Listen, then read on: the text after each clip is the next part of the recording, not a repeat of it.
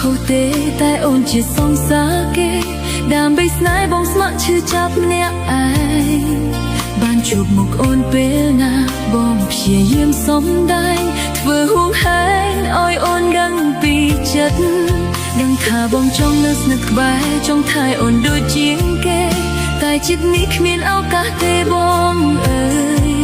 អូនជាសងសាគេហើយបងត្រឹមជាមនុស្សមកក្រោយអង្វរសុំត្រានត្រៃដកចិត្តពីស្រី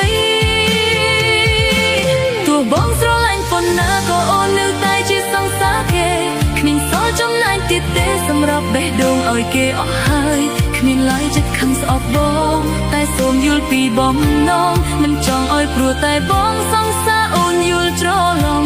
យល់ច្បាស់ពីអារម្មណ៍បងតែអូនទទួលយកបងមិនបានសូមទុកត្រឹមការរាប់អានសូមចិត្តកល្យានកុំខឹងនឹងស្រីជួបមុខទុកដូចបងប្រុសឈប់ខុសព្រោះស្រឡាញ់ស្រីជូនពរឲ្យថ្លៃបានជួបនឹងនោះដែលសាសម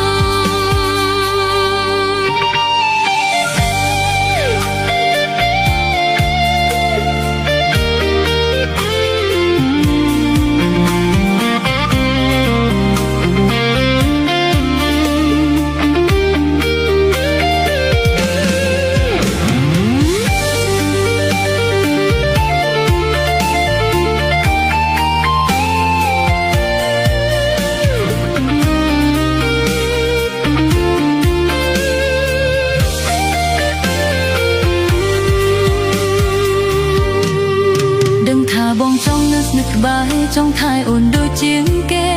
តែចិត្តនេះគ្មានឱកាសទេបងអើយអូនជាសងសាគេហើយបងត្រឹមជាមនុស្សមកក្រៅអង្វរសុំត្រានត្រៃដកចិត្តពីស្រីទោះបងស្រឡាញ់ប៉ុណ្ណាក៏អូននៅតែជាសងសាគេគ្មានសល់ចំណែកទៀតទេសម្រាប់បេះដូងឲ្យគេអស់ហើយគ្មានឡើយចិត្តខឹងស្អប់បងតែសូមយល់ពីបំណងមិនចង់ឲ្យព្រោះតែបងសងសាអូនយល់ច្រឡំយល់ច្បាស់ពីអារម្មណ៍បងតែអូនទទួលយកបងមិនបានសូមទុកត្រឹមការរាប់អានសូមចិត្តកល្យានកុំខឹងនឹងស្រីជួបមុខទុកដូចបងប្រុសឈប់ខុសព្រោះស្រឡាញ់ស្រីជូនពរឲ្យថ្លៃបានជួបនឹងនោះដែលសាសមទោះបងស្រឡាញ់ប៉ុណ្ណាក៏អូននៅតែជាសងសាគេ